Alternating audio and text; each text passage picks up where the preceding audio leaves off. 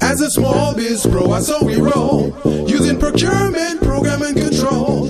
As a small biz pro, I saw we grow, using procurement, program, and control. I'm a businessman, yes, I'm an entrepreneur. Oh yeah, I'm a businessman, yes, I'm an entrepreneur. Oh yeah, I'm a businessman, yes, I'm an entrepreneur. I'm a businessman, yes, I'm an entrepreneur. Oh yeah. Crystal Mitchell, do you have my business plan? Good afternoon, everyone. This is the Business Zone with Dawn Strozier and Gilbert Buchanan, your small business paramedic. Dawn is sitting in for the Queen Bee, Crystal Mitchell, today. So, how are you doing, small biz bro? How are you doing? Today is July 6th. Yes. And we're looking forward to have a great show. Today's theme for today's show is going to be, Are You Ready? So we want to know small businesses out there are ready. I know many small businesses think they're ready. Yes. But we're going to put them to a test today just to see if they're ready, Dawn. I am super excited about that. This is going to be great. This is going to be... So how was your 4th of July? Oh, do you really want to know? Oh, yeah. 4th of July? Okay, so my 4th of July, I spent sleeping all day. Really? And some people would say, Dawn, that's great. I'm glad you got a chance to get some rest. You get up at 3 o'clock every day. But listen, I was sleeping all day because the night prior to, I was up all night trying to kill a spider. Oh, my And Lord. if you know me, you know that I do not like spiders. So when I could not find him, that was it. The rest of my night, I spent... trying to find him. When I could not find him, I was sitting in the middle of my bed with one eye open, looking for him all night. So did you find him? No, I didn't find him Oh, the next my night. Lord. The next night, I went home with like Ghostbusters, okay? I had, my sister said, get some hairspray. Yeah. And I was like, hairspray? She says, when you spray him, he's going to stick and he's not going to be able to move. Yeah. I was like, okay. All right, so I got hairspray. I had a braid. I had everything you can think of. I kicked my door open. I said, where are you? I'm coming. Like Clinky's. Exactly. You should have seen I had a backpack on my back. I didn't realize this until after I killed the spider that it was really hilarious. I killed this spider. I let him lay there for a minute. I said, you lay there for a second. Because just in case any of your homeboys think they want to roll up in here, I need them to see what happens when you step in my throat. So it was a real show. Somebody should be videotaping this. It was a true show. I kicked the door open. I was like, where are you? Where you at? Come out. He wasn't listening.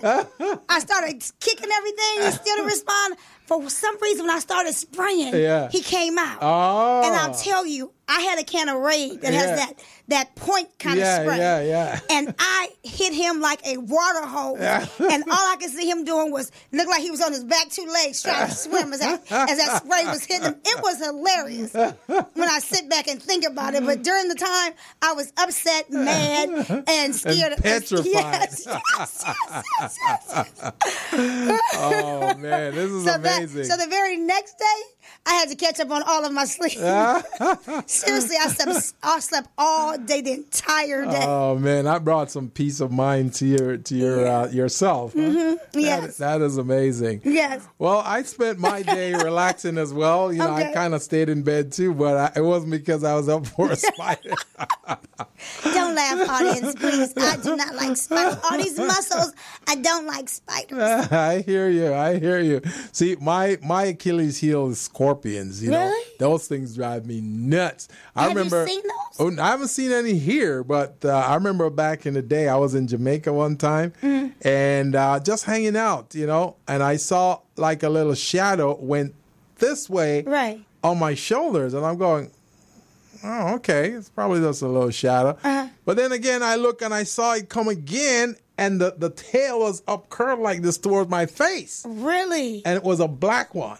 Oh, my goodness. They say those black ones, they kill you right on the spot. Where were you? In Jamaica. Oh, wow. Yes, and there was the scorpion on my shoulder. I don't know where he came from.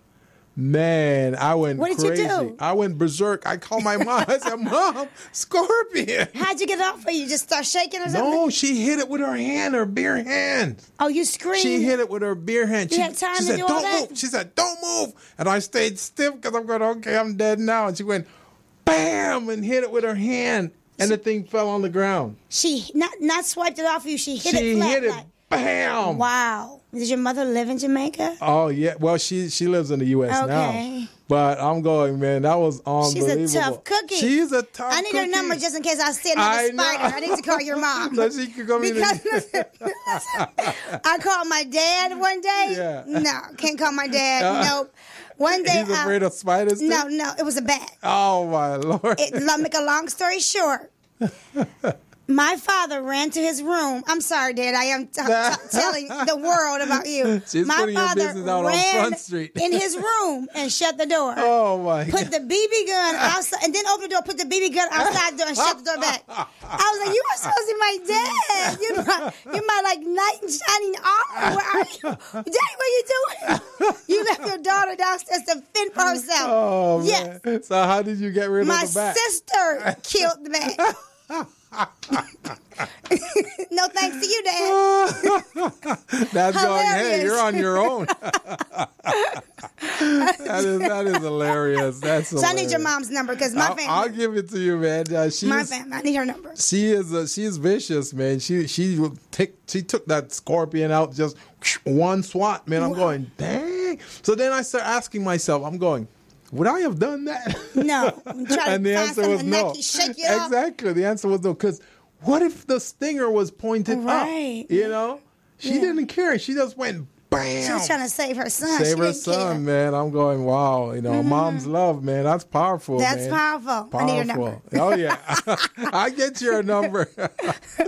Yeah, so that's what I did for the 4th of July. Just kick back, relax. You know, the weekend before, the Saturday before that, I taught a class over in Moreno Valley for the Right Business Community Economic Development Corporation. How was that? Oh, it was great. It's a workshop on marketing and business development. Really? Oh, it was You're great. the right man to teach it. I'm telling you, it was amazing. Did it was you tape amazing. that segment? Did you tape that? Oh, yeah. Oh, okay. Oh, yeah. Yeah, I took my video crew with me. We were out there. We videotaped the whole thing. And we also did elevator pitches while we were there. Great. So, you know, I was teaching them how to develop their elevator pitch, and we had them pitch. Wow. Pitch on camera. Yes. It was amazing. What elevator pitch do you remember out of all the pitches? Which one stands out and why? Well, there's a lady who she developed a cancer survivor nonprofit organization, and her pitch was to the participants who want to become in a program, if they're affected or afflicted by cancer, how she can help them. And her pitch was, and part of my technique that I teach in elevator pitches, there's an even if scenario in there. You know, so even if you already have a solution or a support source, we also want you to consider this as an additional point of resource for you. So that's what she pitched, and it was just amazing. Was it? The thing is, many of these participants came to the class thinking that they already know how to write an elevator pitch. And you know, many small business, they think they already know a lot of stuff. So that's what it was. So when I asked them to pitch, it's like, you know, I find that most people are getting confused with their mission when they do an elevator speech. They're getting confused. I said, that's your mission. Yes. That's not necessarily your elevator speech. That's what I come to find. And then they're lengthy and they're long worded. They're not really targeting the 4-point. I believe a powerful elevator speech allows you to tap the 4 different personalities. You're not talking to just one. It has to have 4 of the personalities wrapped into one for someone to hear you. Because if they're not a shark, if they're not an urchin, if they're not a whale, if they're not a dolphin, you'll catch them because your elevator pitch combines all of those. So most people miss the mark. So tell us the key to a great elevator speech. Well, the key to a great elevator, because I just told them what I believe one of the keys is. The key is to keep it 20 seconds or less. 20 seconds or less. 20 seconds or less. You know, not rambling on and talking about a lot of stuff that your potential customers or client don't want to hear. Right. You also want to be able to align, you want to speak about your value proposition, but at the same time address their pain point. Right. So first you got to find out what their pain point is. Then you What if you don't have a long? That's why I said you got to touch on all the personalities, because you may not have enough time on the elevator to get to what they're. So, but if you're touching all four of those, you'll tug at their heart somewhere. Right. And the key thing is, and that's very good. That's a very good point, because the key thing is, when you're doing an elevator pitch, you're selling something, right? So how can you sell something to somebody who you don't know what they need? You don't know what their needs are. Yes. So that's why it's so difficult for someone to meet you and, hey, hi, by the way, this is what I do. Right. This is how I can help you. And that may not be the pain point that you have. Right. So the key thing is for you to have a conversation with the person first. What is it you do? Right. And then the person will say, this is what I do. You know, what's your pain point? They're going to say, these are my pain points. You know, funny you mentioned that. Right. Our company is such and such and such. This is what we provide. And as a matter of fact, we provide these types of services, which is now your value proposition that you're pitching. Right. And even if you already have these types of things going for you, we can still help you in these types of ways. Yes. That's exactly what it is. And you got to make that happen in 20 seconds. Can you give us a 20-second good elevator speech? Sure. Hi. Because I know you're ready. Hi. My name is Gilbert Buchanan, owner and founder of Buchanan and Associates.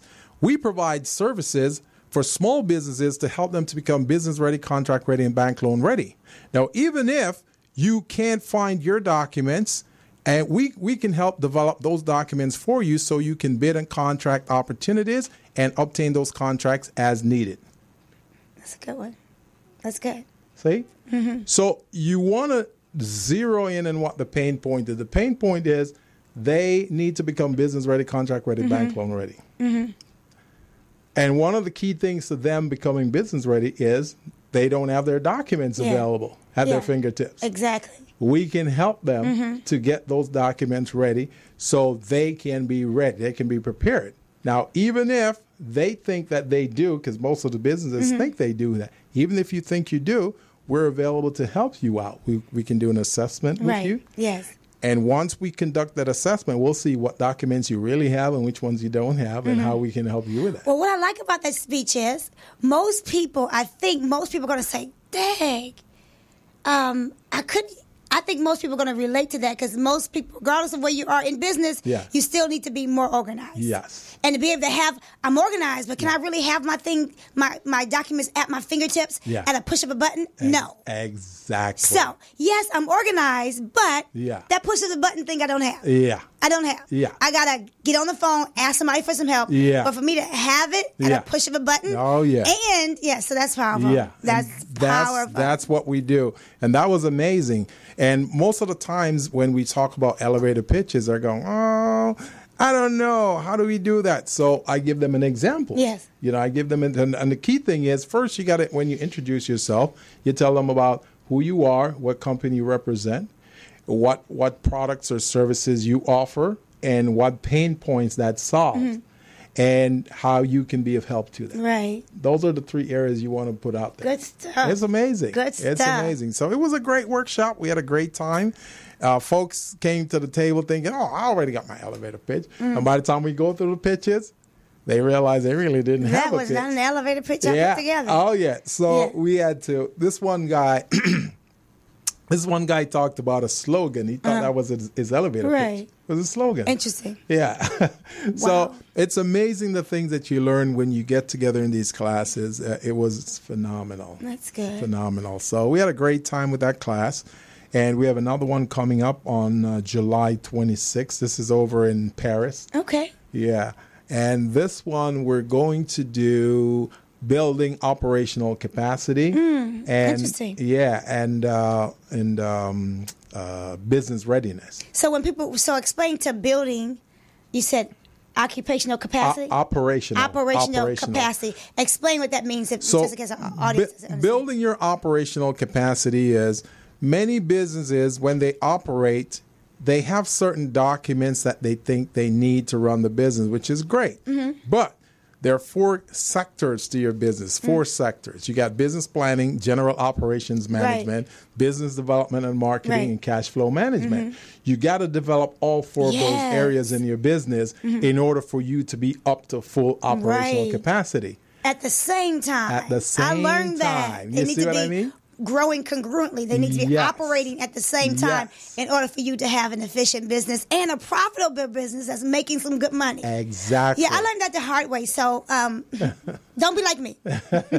And the thing about that is, when they do the business planning part of it, they figure that's all they need.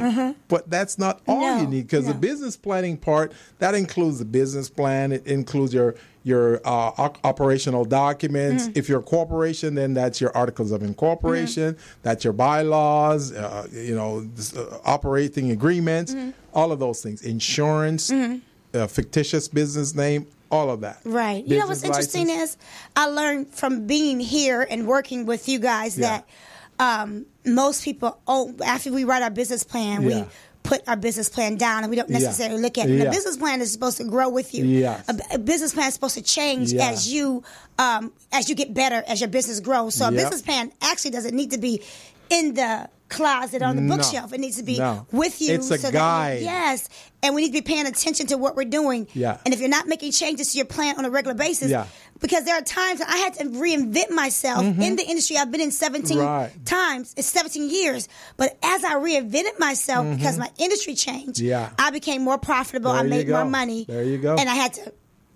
So when I go back to my business plan, after a year, you look at I'm totally doing something different. Oh, yeah. So I learned that business plan needs to be looked at quarterly. Yes. If not monthly, if not, you need to sometimes get acquainted with your business plan. We may forget. There's so many details to the plan. So many You details. may forget, and you're wondering why your business isn't operating at the optimal level, and then you find, when you read your business plan, that's what I'm not doing. This is how I look at a business plan. You know, when you're going on a trip. So let's say you're going from here to San Diego. You've never been to San Diego before. Right. So you're going to San Diego and you're going to drive. Yes. So now you got your GPS. Yes. That GPS is going to guide you to where you need to be in San Diego. That's how I look at a business plan. The business plan is like a GPS. So you always got to keep checking that GPS to see, am I turning the right place? Where am I going? Am I on the right freeway? It's the same thing with the business plan. The business plan is guiding that business, is driving. It's a roadmap. That's if you have a good business plan. Because I remember at one point in my life, I made a business plan that didn't necessarily have a roadmap to anything I was doing. I did my mission statement, my goal. It really wasn't a good plan. And it's sad to say, I thought it was because I wasn't getting the right teaching. So if you don't have a business plan that has steps to it, like practical steps for growing your business, then you just sit down and revamp. That's what we're talking about. Are you really ready? A lot of us think we're ready and we're not. Are you really ready? Do you have your elevator pitched down so that you can pitch and market your business as you move around? Do you have your business plan that with the steps, the A through Z steps to take? And if you don't, who should you call? Of course. That's what I'm talking about. I love it. And you want to call the Business Zone. The Business Zone. And our number here is 323-293-3375. That's 323-293-3375. Give us a call right here. You got Dawn Stroger and you got Gilbert Buchanan. We're going to provide you with all the answers you need. And guess what? You're not even paying for it today. This is some free consultation you're getting. Yes, some great information. Give us a call. Allow us to help you get better. That's what I'm talking about. So going on the same pattern of the business plan, a lot of people say, okay, so now I have my business plan, then what? Well, yes, you've got your business plan. That's great. How about your business license? Do you have a business license? A lot of people say, hey, I'm working online. I don't need a business license. That is so funny. That is crazy. You do need a business license. A business license validates the fact that you are in business. That's your authorization to show people that you are authorized to collect money. Yes. And how big do you want your business? Do you want I want to build a successful online brand. Yes. That is truly the way to go. That's how you make the type of money we want to make when we're sleeping, the residual income. Exactly. Absolutely. But you also want to be able to operate your business offline. Yes. Offline as well. T-shirt Yes. business, you need a license. Yes. You need to operate your business online and offline. And the beauty about it is once you have your infrastructure in order, then a lot of those things are going to fall right into place. You don't really have to be at the business to make sure that the business is running properly, right, because you have your infrastructure set up. The system is already there. Right. So all your employees, all your consultants, they understand what their role and their function is. So once they provide and execute their role, then everything will be in place. Because just like in the movies, you know, each person has their role, right? You've got the camera person, you got the director, you got the actors, you got the they call them the grip, you know, and those are the person who move the cameras and all of those things to make sure everything is on. You got your editor, you got your producer, you got your director. All of that is in place. So each person plays a role in order to get you that great quality movie at the end of the day. So it's the same thing with your business.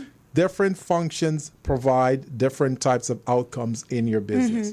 So it is amazing. So question is today, are you ready? And I want you to call me. If you feel your business is ready, give us a call. Give Dawn and I a call right here, and we can talk about it a little bit. And don't be shy. Don't feel like we're going to embarrass you on the air or anything, because we're not going to do that. What we're trying to do is to help you grow. So if there are certain parts of your business that you feel, oh, I'm at this point and maybe this is missing, give us a call. We'll talk to you about that. Provide you some free consulting today. And guess what? You are a part of your business. So there's some personal growth that you need to go through so that your business can scale to the next level. We have that information for you as well. It all fits together as one. That's right. That's Absolutely. right. And for those of you who want to grow your business, you're not sure how to grow it or what you need to grow it, we have an excellent tool for you. It's called Small Biz Pro. Yes. This tool is going to help you to put that infrastructure that you've been looking for together. All your documents you'll be able to upload those in the right places so you can access them in seconds. We also have some contract opportunities that we'd like to talk to you guys about. So give us a call. And we'd also like to talk to you about being fit so that you can grow your business. How many of you know that being physically healthy plays a role in your ability to create the opportunities that you want for yourself? So I want to share with you some information about staying healthy so that you can be vibrant, alive, energetic, and attract the type of business that you like. So not only is your business fit, but are you also fit? Are you also ready? So let's talk about that. We're waiting here for your call. Give us a call. So in the meantime, Dawn, I want to go over some other things about business readiness here that many small businesses really need to take a look at. Wow. So you got the business plan. You got the business license. Do you have a fictitious business name? Do you have a DBA? Right. Have you registered that? Have you registered it? I also want to know, do you have business insurance? Now, let me ask you this question. Okay, so some people, like myself, for instance, start off your business with one name, and then you find out that it's growing in a way that name no longer kind of fits the purpose. Do you actually get rid of the name? No. No, you don't get rid of the name. Couple of reasons why. And I'm going to let our expert here explain to you why. I recently learned this. Luckily, I never got rid of my names. I consulted. This is why it's important for you to have a mentor or a consultant, because if, like our man here, to keep you from making the moves that will hurt you in the long run. That's right. That's right. So if you have a business and you have a business in a certain name, and let's say you're chugging along and you realize, you know what, this business name no longer fit my mission in my business. Because as you know, your mission is your purpose. Right. So it doesn't fit my purpose anymore. So what do? Well, if it's a DBA, then you can have another DBA underneath that one. Yes. And the reason you want to keep that initial name is for the longevity of your business. So you started 5 years ago. you didn't get rid of it and having to start again from scratch. You keep that 5-year longevity that you have, and you're going to open a DBA underneath that. Right. If it's a corporation and LLC, it's the same thing. You can do the same. Now, some people will want to have a subsidiary, or they'll just do another DBA, doing business as underneath that original name. Right. That's perfectly okay. So you're saying that, so that would look like Small Business Pro is doing business as DS Fitness. Exactly. So DS Fitness is going to be a part of Small Business Pro. So I don't have to create a DS Fitness LLC. I'm doing business. Small Business Pro is now doing business as DS Fitness. Yeah.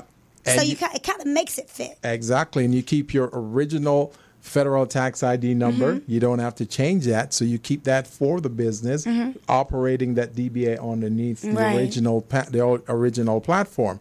So now you're still keeping that longevity within the business, and you're also building capital in another way. Right. And that's important because when you start to go get loans or personal loans, or just to have a seasoned corporation, it shows that you're just now getting started. It might show, it might show them that you might know what you're doing in a sense. Oh, yeah. Yeah, that's powerful. And many businesses, when you go to the bank or you go to a lender, they want to know that you've been in business a little bit more than 3 years for them to even look at you. Yes. So that, again, helps you in a variety of ways. For you not giving up the original name of your business, the original track record. Right. And also, here's another key. This is really simple. So you've been in business for 3, 4, 5 years with the old name that you're no longer like because you think it's not really addressing the mission, the purpose of your business. But you do have some clients that you've developed over the years. Right. Are you going to get rid of those clients, or are you going to keep those clients and point them in a new direction? So this is another reason why you want to keep that name, keep that company, and just introduce them to your new DBA. Right. So when it comes to filing taxes, do we file taxes in the new name or the old name? You're going to file it in the old name, doing business as the new name. Yes. So that's how you want to do that, and it keeps you relevant. It keeps you knowing what you're doing and demonstrating that you're at a stage of growth within your organization. Because many of us, when we get started, we know we want to start a business. We just don't know how we want to go about it. So we pick a name. And here's a good thing that I want to throw out there. A lot of entrepreneurs, they pick some crazy names to get started. To me, some of those seem crazy. To them, it may not seem crazy. So they may call themselves What's Going On Business, right? But the way in which they spell what's going on, they spell it in a crazy kind of way that the customers can't even spell it. They don't even know what they're talking about. So they realize that they're losing traction, they're losing business. People can't find them on the website because they don't know how to spell the word. Right. Because they spell it a crazy way. Trying to be unique. Yeah. You see what I mean? So that's another reason why you may look at that and go, you know what? I need to use another name. Yes. And then by using another name, now you got to reintroduce your customer. Gilbert, I think you're giving them some solid information. I think we should have a button up here that said cha-ching, because I think for every change that we were able to share with someone to make, I think that adds up into dollars. Don't you? Yeah. I heard they used to say if it makes sense, it makes dollars. That's what I'm talking about. And I think as we share information, we know that our audience is going to prosper from it. Oh, yeah. I think we should have a button saying cha-ching, kind of like patting ourselves on the back, because it makes a whole lot of sense. Oh, for sure. I think we're saving people from making some wrong moves. Oh, yeah. Yeah, because I was about to get rid of a corporation I've had for 13 years. Yes. No. And if I hadn't called the right person, I would have made a big mistake. You'd have made a big mistake. You'd have to start from scratch. And again, when you go to the bank looking for a line of credit, then they'll go, oh, you're a startup business. We don't really touch businesses under 3 years old. Cha-ching. You see what I mean? So by keeping that 13-year-old, said, no, we've got a track record with this 13-year-old business. Let me tell you a little bit about that track record. Let me tell you what we've been doing, the type of customers we're attracting, and the types of revenues we've generated. Right. So That's powerful. So you keep the things alive from that business. Keep it alive. Everything alive concerning that business so that it can show it's aged and seasoned and it's a functional business. So keep the email addresses, keep all those things alive. The website address, keep it alive. Just kind of forward it to the other website. Keep the phone number that you had, forward it to the new number. That's all you have to do. Just do a makeover. That's all you got to do. And most businesses, every 10 years, they do a makeover. Just like many of us. Mm-hmm. You have a house and you go, I don't like that color anymore. Right. You'd paint the house.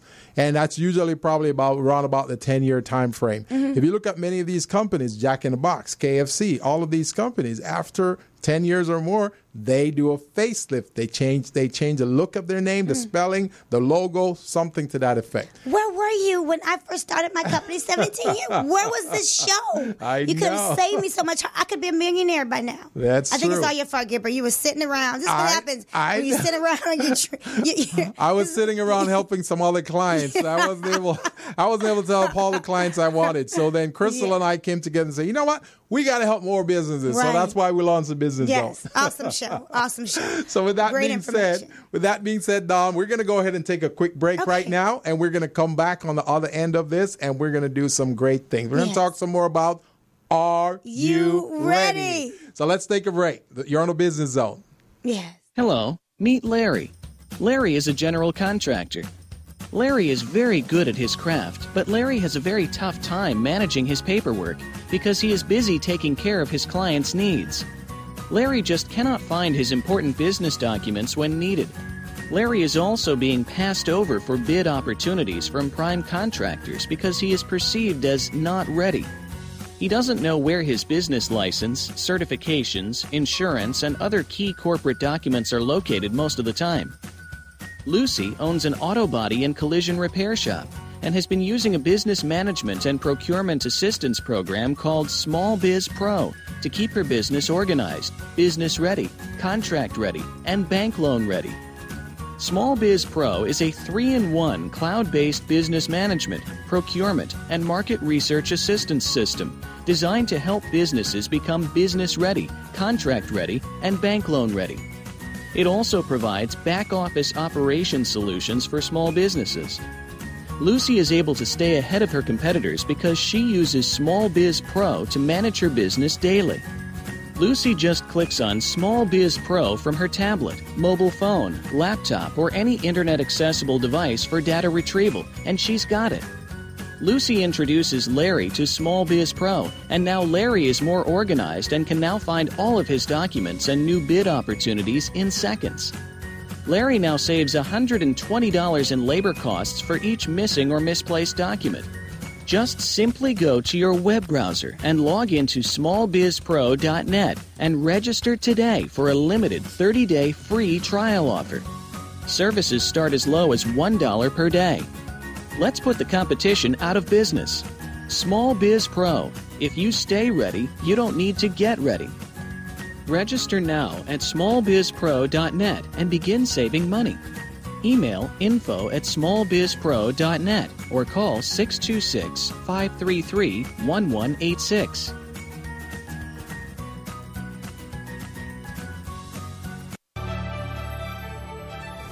Each year, the state of California contracts for billions of dollars of goods and services. We as a state can and should leverage our spending power to achieve policy goals that help the people of California. One major policy goal we have is to create jobs and grow our state economy.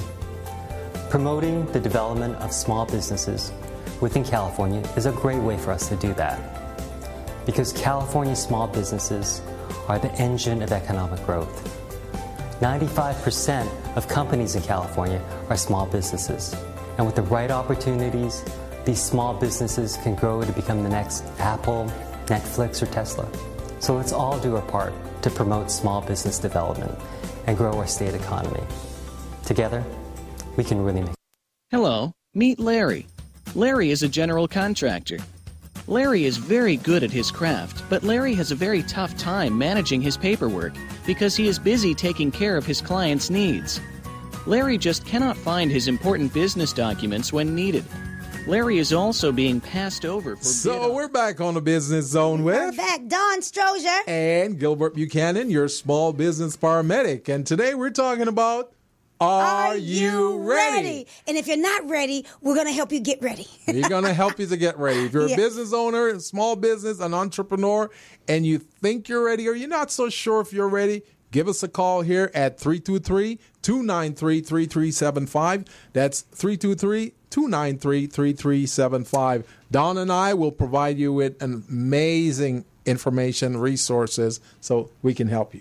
You remember Angel Games? Oh, yeah. Yes. Oh, yeah. Are you getting ready for your 6:30 I am getting ready for that. I had the pleasure of speaking at her Fearless Procrastination Workshop. Oh, that Saturday? Yes. Oh, tell me about it. Amazing workshop. Oh, yeah? Angel Gaines is incredible. The information, the knowledge, her passion for helping people be their absolute best. This is where I understood that you are a part of your business plan. I had the pleasure of meeting a young lady there. She owns I believe her name is Cynthia. Let me get her name right. Cynthia Billingsley. Mm-hmm. She is the founder and creator of the network Hey Girl Network. They have a huge conference on the 22nd of July. It's sold out. Yeah. 1,000 women. Wow. Sold out. Now, it was sold out last year, 1,000. It sells out like the first week. The tickets go on sale now. What I mean about you being a part of your business plan, Cynthia, she has a very successful network that she runs. She has women flying in from all over to be a part of it. Yeah. Major platform that people are speaking from. She does a lot with her network throughout the year, feeding the homeless and just doing a lot of nonprofit events to help the community.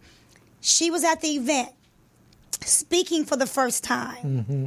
So usually you think that someone who already has, especially an event that's been happening for the past 5 or 6 years, sold out with 1,000 speakers of people and a huge speaking platform, you would think that she would be a speaker herself. Mm-hmm. No. She said during that time, she didn't say this, but listening to her talk, during that time, it's now time for her to develop her speaking skills because this is now the direction of her business is going in. She needs to be more visible from the stage. Right. Before, it was okay for her to be behind the stage, doing all the behind-the-scenes business, but now her business is growing. She's about to take it to other states and cities. Someone's even trying to talk her into running for council. So now she's at the point in her business plan where she's a part of that development. Yeah. She has begun to work on herself so that her business can scale to where she wants it to go. Right. So she did a great job speaking. She has a fear of speaking. She did an amazing job. She spoke for about 15, 20 minutes, and she gave some good information, some good insight. And I'm here to tell you that if you're not writing down where you are personally now and where you want to be in the next year so you can grow alongside of your business plan, you're making the biggest mistake. You know, Dawn, you hit on a very great point right there. I'm just smiling listening to you because I'm going, this is so key. Yeah. We're talking about, are you ready? Yes. Are you really ready? Most entrepreneurs, when they think about readiness, they think about working on the business itself to get the business to a certain point so it can receive certain acceptance in the marketplace, certain acknowledgement, and people start supporting them. Right. But you also got to look at you as the brand. Yes. Are you ready? Yes. So while you're developing that business, you got to also develop you, the brand. Absolutely. So that you can be acceptable to people. People will receive you in a positive way. Now, it is so amazing that you mentioned that. Yeah. So one of the things I want to put out there to entrepreneurs. So the reason they call you startup business from 0 to 3 years is because the first year that you're out there conducting business, no one really knows you. Right. No one knows you. You're a startup. Right. So you're out there meeting people, telling them about your business name, and they're going, yeah, good to know you're in business, yeah, whatever. The second year, you're out there, you're still going to these events, you're meeting some of the people that you met in the first year. Right. So now some of these people, oh, yeah, I remember you. Yeah, I remember you from last year. Hey, how you doing? How's the business going? So they may not do business with you. Some may and some may not. And the third year is when people that you're reaching out to from year 1 and year 2 is when they start calling you back. So when they start calling you back is when you really start making some money within the business. And After the third year is when you realize, wow, I've been doing this and this and this, and this is what my business plans say, but it's not really working. Maybe I need to change my focus. Yes. So that's when they start working on themselves and working on other part of the business to get it out there. Let me tell you something as simple as your appearance can determine. I'm very, very reserved. Yeah. I'm a trainer. Yeah. And I've been training for 17 years. Yeah.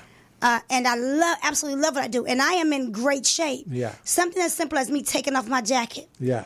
And being open to showing a little bit more of me was life-changing to my business. Yeah. There was a time when I felt like I need to market. Not saying that you don't have to market, but sometimes you being your brand. Yeah. You does the marketing without you saying anything. Right. Now I'm to the point where I can step in a room.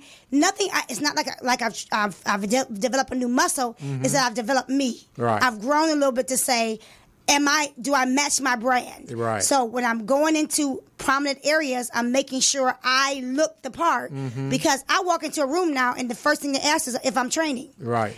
And because people usually like to train with someone that looks the way they want to look, I can set my price. Yeah. When I started showing my arms, I went from a $75 speaker to $150 an hour and made a big difference. Yeah. Big difference. You are your best advertisement. When you are in front of the stage and you are able to articulate and talk and speak in front of you are your best advertisement.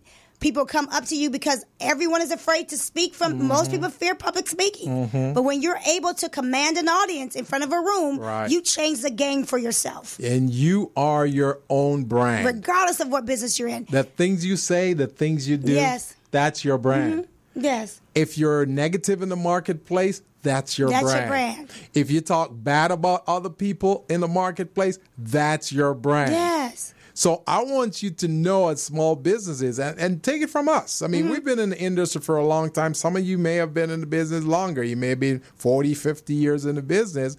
But there are things that we learn along the way that we want to implement to help others not to do those same things. I mean, I'm looking at on our flyer on Facebook. If you guys go to Facebook right now, you'll see we have our flyer for the show today. You got a picture of Don here. Man, this looks like an 8-pack you got here. This is phenomenal. This is part of your brand. Yes. So when people see this, they know what they're getting and something that they can aspire to when they enter your fitness program. Exactly. That's phenomenal. Exactly. And if your business is suffering, look at your business. You want to look at every aspect of your business, from your business plan to what you represent as the owner of your business. And let us help you make the changes necessary for you to scale. You know, one of the things that I talk about in my workshop is, so you've written the business plan, you've launched the business, you're out in the marketplace, but you're not making enough sale. People are not buying your products as you anticipated. What do you think is going wrong there? What do you think you can do? What's going on? What do you need to do to fix it? Well, there are a few things that you can do. When you have a business that's not selling or performing the way that you dream it would, well, you want to step back. The first thing you do is you look at the business plan to see what it is that you proposed in that plan that was supposed to take care of that, where you're getting all these customers. Yes. And one of them may be your target demographic that you're going after. Right. Maybe you're not going after the right demographic. Right. Maybe you don't even know who your audience is. Maybe you don't know who that is. You know what? I was speaking with Les Brown one time, one of my closest friends. I love him. He helped me get started in the speaking industry, gave me a platform. What was interesting was we were at the National Speakers Association. It cost $500 to get in. I'm there with Les Brown. They were talking about the next $1 trillion industry. We're looking on the screen as they talked about the industries coming up. The next industry came up was health and wellness, $1 trillion industry. He looked at me. He said, "That's your talk." That's your talk. First of all, you got to be involved in the industry where money's already being generated. Right. He said, that's your talk. Your talk is going to, so you're not competing with everyone. Right. What's going to separate you from everyone else? And that's your unique selling point. So I started speaking confidence from a point of health and wellness. I started speaking of building your, about pushing through challenges and struggles and all that kind of stuff, the motivational stuff through health and wellness, which set me apart from everybody else's talk. And when I made that change, when I realized what my audience was, I started making a whole lot of money speaking. That's what I'm talking about. So you've got to zero in. And I say this all the time in my workshop. It's like buying a pizza. So you buy a pizza. How many slices come in the pizza? There are 8 slices. Yeah. But let's say you ordered pepperoni. I don't eat pepperoni, but I'm just using that as an example. What kind of pizza do you like? I like my chicken with pineapple and some barbecue sauce on it. Okay, that's good. Good stuff. So let's say, or even if we're going to use the chicken, for example, right? So you've got 8 slices of pizza. Some of those slices are going to have more chicken on it than others. Yeah. Right? Yeah. So I want you to look at a pizza like your target demographic. So your target demographic is you want a slice of pizza with a lot of chicken on it. Right. So take that pizza, 8 slices, look at the ones that don't have too many pieces of pizza on it. You take that away, put that away to the side, and you zero in on the ones that have a lot of chicken. That's your target demographic. Right, because you don't have to be in every area just yet. Exactly. And you start going after that one. You build your systems around that, that you're going to go after it. And not only that, now you've identified the target demographic. Right. Now, what you want to do, you want to conduct some focus group studies. You want to conduct a study to see if whether or not you're selling, the product you're selling and the price you're selling it at is what these clients are willing to pay for it. Right, yes. So you got to do that focus group study right there, because who knows, maybe you're selling your product for a little bit higher than what they want. Maybe it's a little lower. Selling a price lower doesn't necessarily mean it's a good thing. Right. Some people may look at a product that is priced really lower than the competition to say, hey, I don't feel good about buying this product for cheaper because it seems as if it's no good. Yeah. It's no good. That's so important. You see what I'm saying? You're pricing it right. Because you devalue you wrote a book. You spend all this time writing a book and you want to offer for $9. Exactly. Then I'm like, I ain't got time to read a $9 book. Yeah. When your competition is selling it for $29. The same. We're writing books. That's 60 pages, 95 pages. I don't care how many pages it is. You sat down, you put all your thoughts and ideas in it. And the research. You value your stuff by pricing it based on the information that's in there. Not, you can have I've gotten a wealth of information from pamphlets like this one, 2 pages. And this is probably worth $10. Yep. Yeah. So who would pay for a $10 pamphlet? Yeah. If it's teaching me how to change my life and it has some practical steps, I would. That's exactly my point. Don't devalue your product. I just launched a new T-shirt line. See, that's and my first T-shirt line is new. Just launched the T-shirt line, and I was online looking at some of my friends that are doing extremely well in their T-shirts, with their T-shirts, looking at the material, looking at what they're saying and all that stuff. And I found that the T-shirts were about $35, $20 to $35. Yeah, that's the range. That's the range of the T-shirts. Yeah. And I look at what my message has to offer. I looked at what I'm the fact that I'm just now starting, and I wanted to price my things just right, and I decided my T-shirt was $25 because that's probably what your target demographic was willing to pay.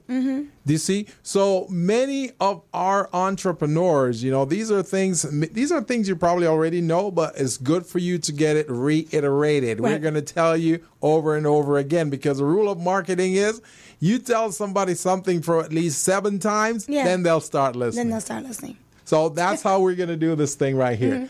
Are you ready? We want to make sure as an entrepreneur you're ready. You've got all your ducks in a row. And remember, in order for you to be ready, you got to have your foundation ready. Got to have it set. Got to build that foundation. And in order to have that foundation, you got to have that infrastructure. Right. We talk about those 4 categories in your business that you should have ready. We talk about the business planning piece. How about general operations management? Well, what is general operations management? Tell me, what is that? Well, general operations management are the key areas within your organization that helps that operation runs and function. Right. What is that? Like your HR department, you got your IT department, you also have policies and procedures, you got your legal.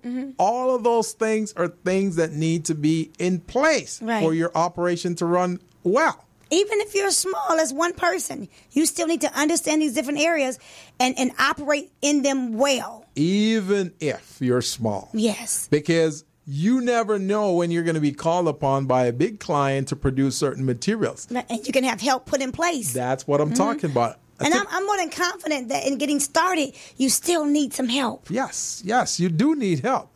And many of us who think we don't need the help, we're sadly mistaken. We need help. And that leads to my next point about teaming up. We got to team up with other entities. Yes.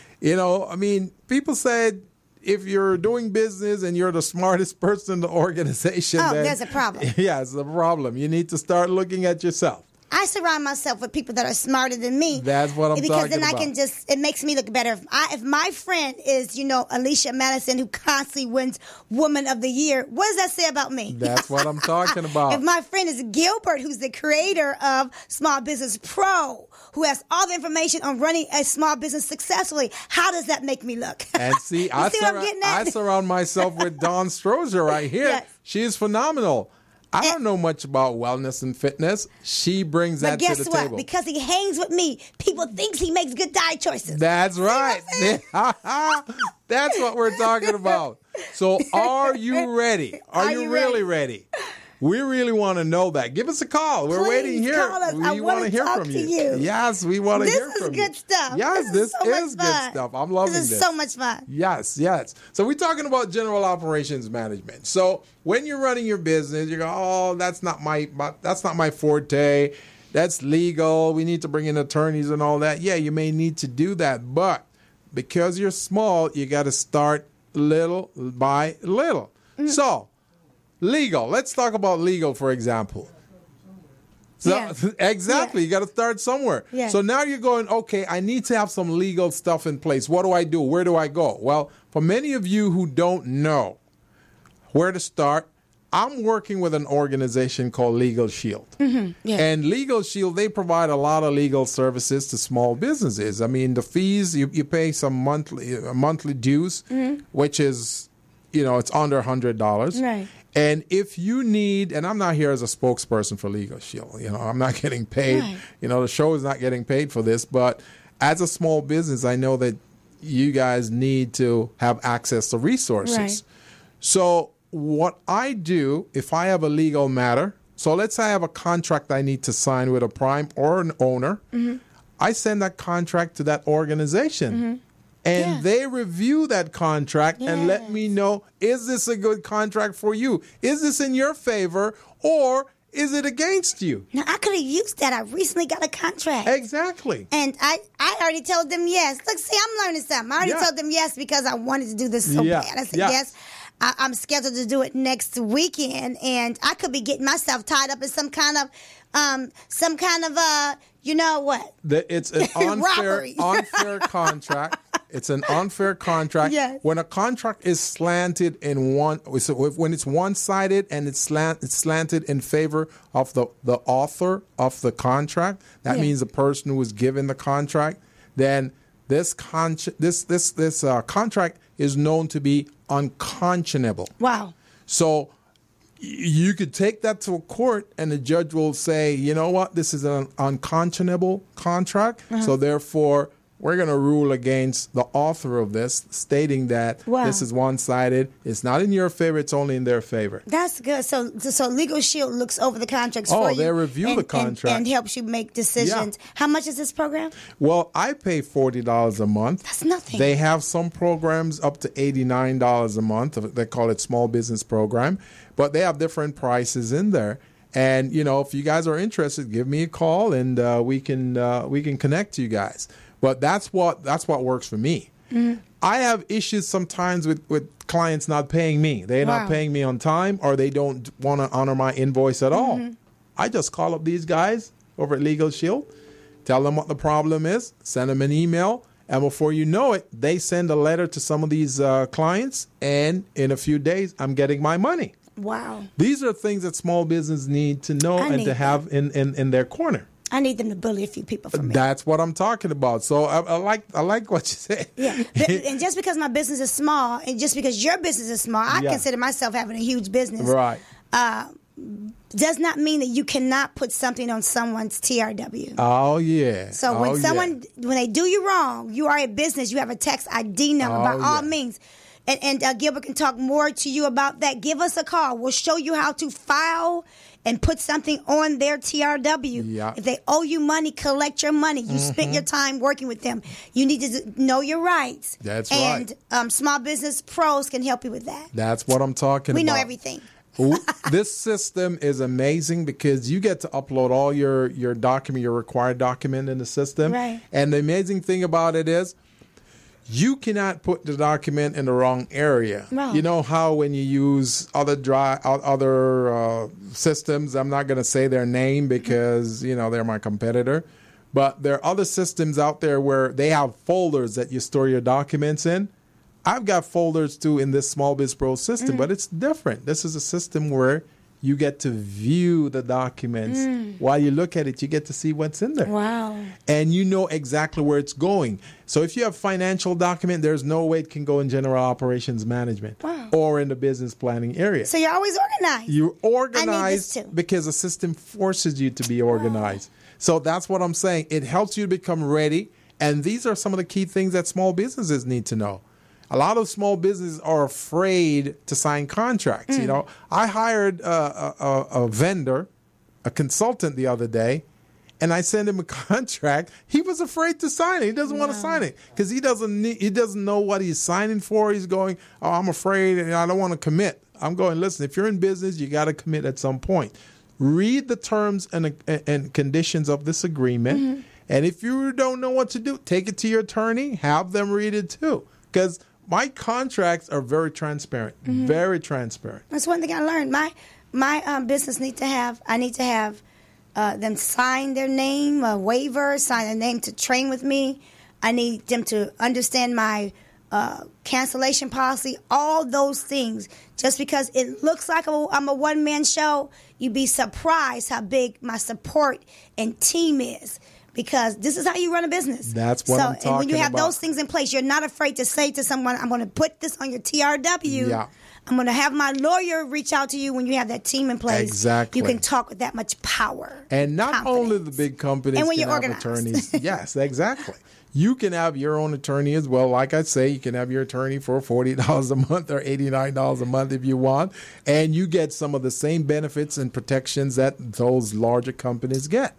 So you need to think on a higher level, not just think as a mom and pop business, but you got to think as a Fortune 500 business. Right. That's how you got to think. And most people don't see themselves as a Fortune 500. If you don't see it, then you're never going to be it. Exactly. Everything starts with your mind. It's that powerful. You have to believe that you have the ability to achieve that. You have to believe that that's the direction you're headed in and that the universe or whatever God you serve wants it for you. And when your belief system is that solid, then every move you make is heading in that direction. Exactly. You got to believe it first. Exactly. You have to believe it. You got to be ready. You've got to be ready. And before you can be ready, you want to work on that infrastructure. Get that infrastructure in order. So we're talking about legal. We're talking about all of these different areas.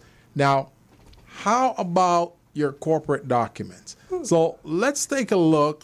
Let's assume that you're a corporation, because there are two types of corporation. You got the S Corp and the C Corp. So the S Corp is usually the poor man's version of a corporation. You said the poor man's version. The poor man's version. Because you're a single owner. And you're the one running the business, running all over, doing whatever. So you are in charge of your board of directors. So you're your own board of directors. You're your own president, your own treasurer, your own secretary, and you're your own vice president. And I'm tired listening to all this stuff you do. So I really believe the C Corp is not really the way. The S Corp is not really the way to go. It sound draining, didn't it? It sounded like you was busy being everybody. Yeah, exactly. There's no team. So those are things that happen, and it drives a lot of small businesses crazy because they're going, oh, I got to do that. Oh, by the way, I got to write meeting minutes also every month or every quarter. Why not just do it every year? Right. And then when they go to do their certification, that's when they realize, I should have been doing my meeting minutes all along. Yep. Because that's when the SBA asks you for it. That's when Metro asks you for it. That's when the state of California asks you for it. All of these different certifying agencies. So you need to be on top of it. But if you don't have that support from consultants like myself and like Don and also Crystal to guide you and tell you what to do or how to do certain things, you may not know that these things are necessary for your certifications. So you might just get passed over.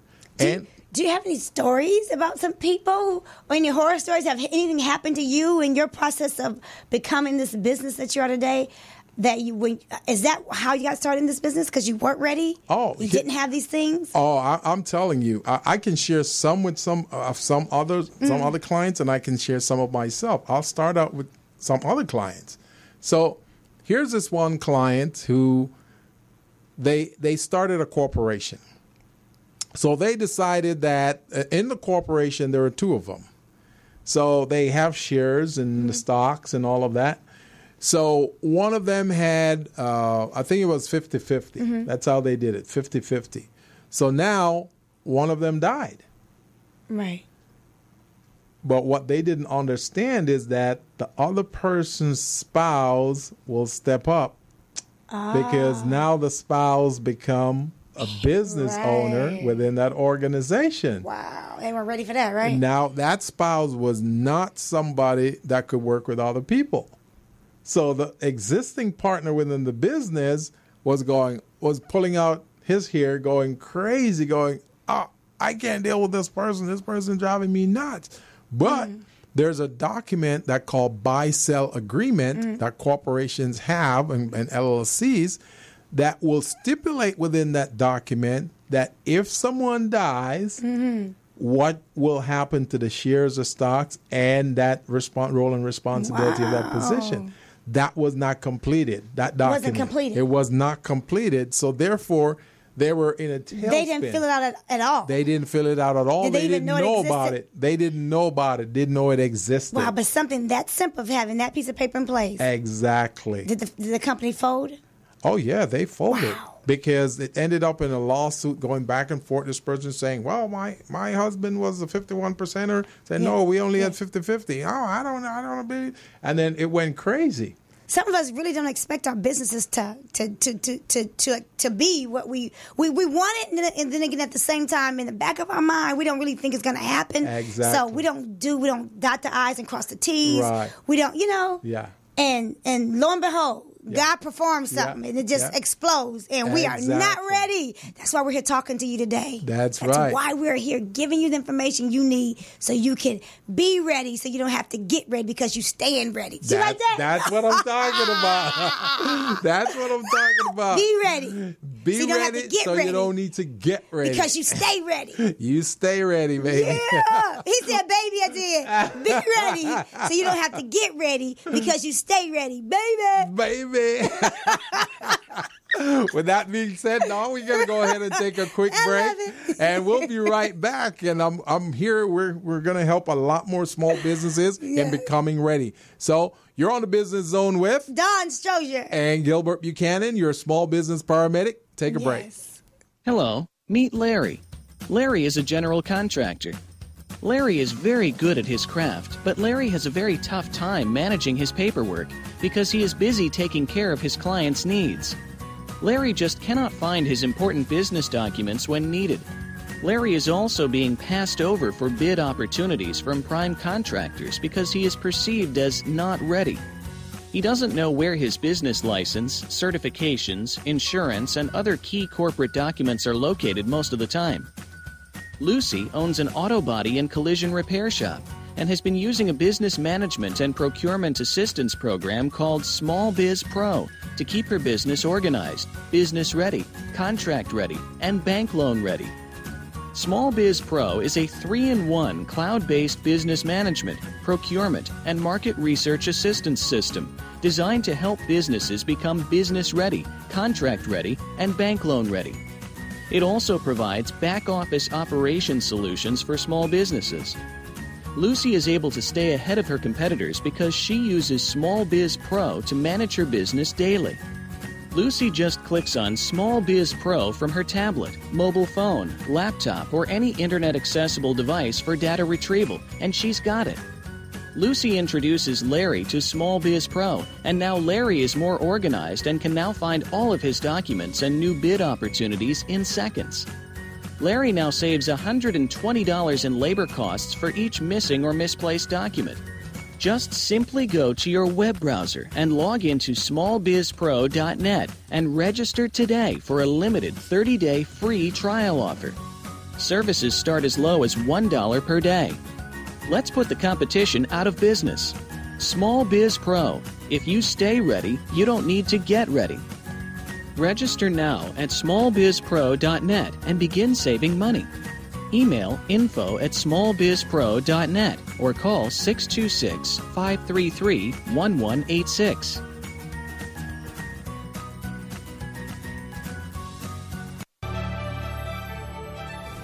Each year, the state of California contracts for billions of dollars of goods and services.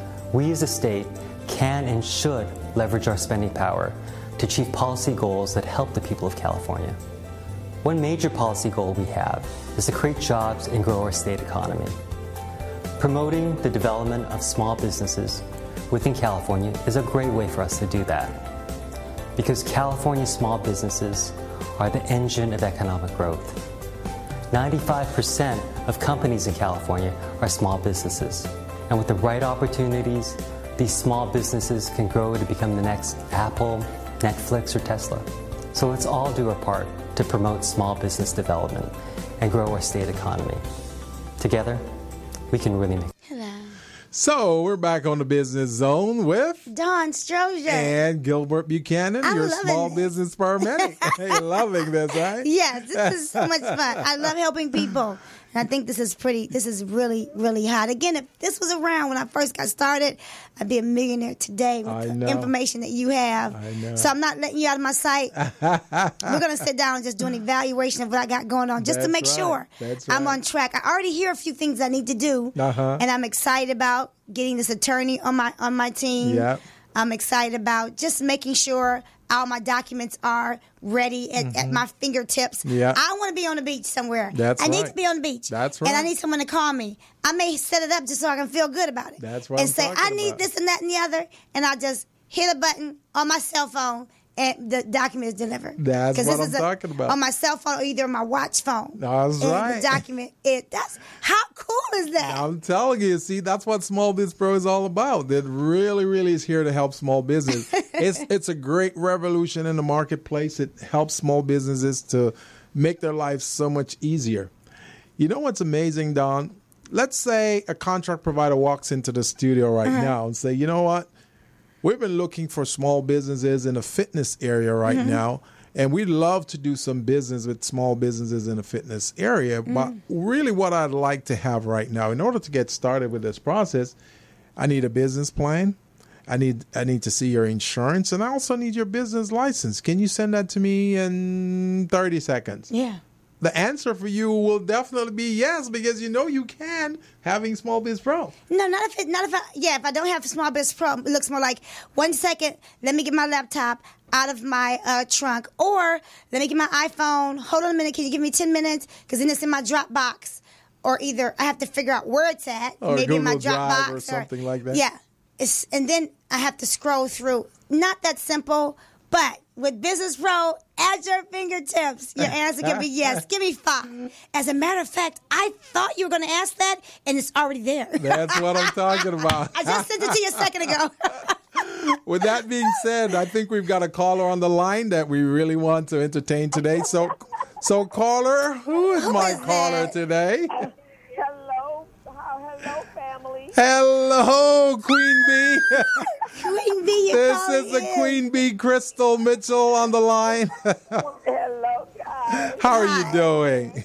I've been watching quietly while I was in a seminar, so I had to turn the sound off, but I've been watching you guys be very animated. So if all you've been doing is watching, how do we look? How's my hair? You look fantastic. Hair looks good. Everything looks good.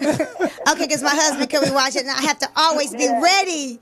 Yes. Right. So did you know that today it's about get ready, so you don't be ready, so you have to get ready because you're always ready. Did you know that? Well, I know you guys can hold it down. Oh, we're having so much fun, Crystal. Well, that's wonderful. I'm having a good time here communicating and talking to folks. So let me see. I signed up for my African ancestry. Oh, very That's good. it. On his way, so I'll know what village I came from. Oh, Oh, good. gosh. I signed up yesterday for, what did I sign up for yesterday? Today I just signed up for a speaking course. Oh. And also with the potential of partnering up and doing international speaking. Uh-huh. Is that right? And so I did that. And then yesterday I signed up. What the heck did I sign up for yesterday? Oh, how to flip stock. Oh, beautiful. So let me ask you a question, Crystal. Yes. Are you ready for all the stuff that you're signing up for? Are you ready? That's the question of the day. Huh? Yes, because every time I've come, this is my third year at the conference. So my first year, I just came to see what was going on and get my feet wet. The second year, I had a strategy, and I met that strategy. And this year, this was the strategy. When I came here, that was the plan. Awesome. For the investment. So these Awesome. are all the things I am ready for right at this moment. And I was just talking to the guy that I just signed up for the speaking thing. I had to literally walk all over the conference hall to find his class. All I knew was how to communication, how to get your message out through communication. And we're looking and looking. I had to go ask some people. So when I walked in the room, he says, so if you're in here, you are meant to be here because there is no room number. There is nothing that says I'm in this room. And Right. he was absolutely right. So, yes. Well, let me say that you are representing the Business Zone and all the great things that Small Business Pro has taught you. Yes. You're representing us well out there. I am. I'm all ready for whatever is coming up. Yes, and I've told everybody about the Business Zone. They're ready to tune in. Excellent. And we got some other surprises going on. I already got guests. 4 guests that are interested in being on the show. Oh, Really? good. Very good. Yeah, I'm going to Skype them in. Got these 2 brothers that will be phenomenal team with David Shan. They're doing something in Cleveland. They have a black movement for the young millennials. Oh, awesome. 23 years old, just off the chain. Really? So we're going to Skype them in. Well, And- collect all that data so you can bring it in here, and we'd really love to talk to them and have them add some value to this show. Yeah. Yeah, so that's what we're going to do, and they're going to help us get our movement on our Instagram and combine the two with the big numbers I have on Facebook with that. So young millennials. You know. Excellent. Well, our next guest just walked through in the studio right now, so we're going to go ahead and take a quick break and bring them on. But Crystal, it was wonderful hearing from you. We're wondering how things were going for you.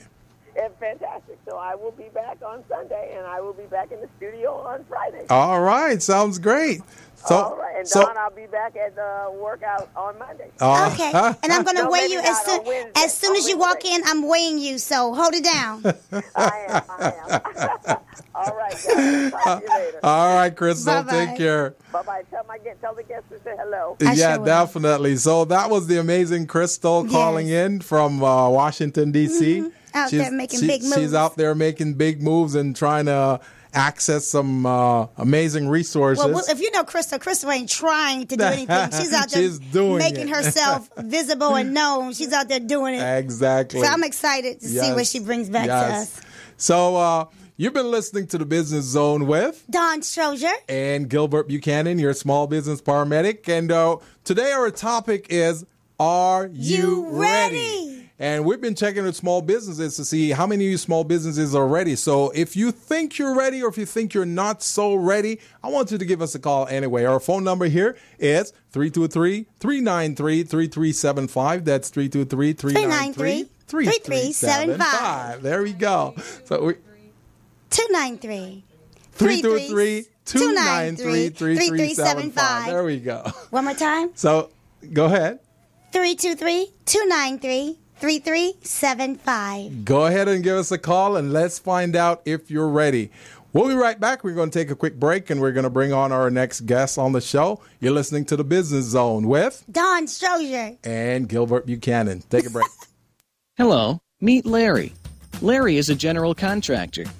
Larry is very good at his craft, but Larry has a very tough time managing his paperwork because he is busy taking care of his clients' needs.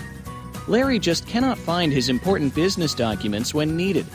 Larry is also being passed over for bid opportunities from prime contractors because he is perceived as not ready. He doesn't know where his business license, certifications, insurance, and other key corporate documents are located most of the time. Lucy owns an auto body and collision repair shop and has been using a business management and procurement assistance program called Small Biz Pro to keep her business organized, business ready, contract ready, and bank loan ready. Small Biz Pro is a 3-in-1 cloud-based business management, procurement, and market research assistance system designed to help businesses become business ready, contract ready, and bank loan ready. It also provides back-office operation solutions for small businesses. Lucy is able to stay ahead of her competitors because she uses Small Biz Pro to manage her business daily. Lucy just clicks on Small Biz Pro from her tablet, mobile phone, laptop, or any internet-accessible device for data retrieval, and she's got it. Lucy introduces Larry to Small Biz Pro, and now Larry is more organized and can now find all of his documents and new bid opportunities in seconds. Larry now saves $120 in labor costs for each missing or misplaced document. Just simply go to your web browser and log into smallbizpro.net and register today for a limited 30-day free trial offer. Services start as low as $1 per day. Let's put the competition out of business. Small Biz Pro. If you stay ready, you don't need to get ready. Register now at smallbizpro.net and begin saving money. Email info@smallbizpro.net or call 626-533-1186.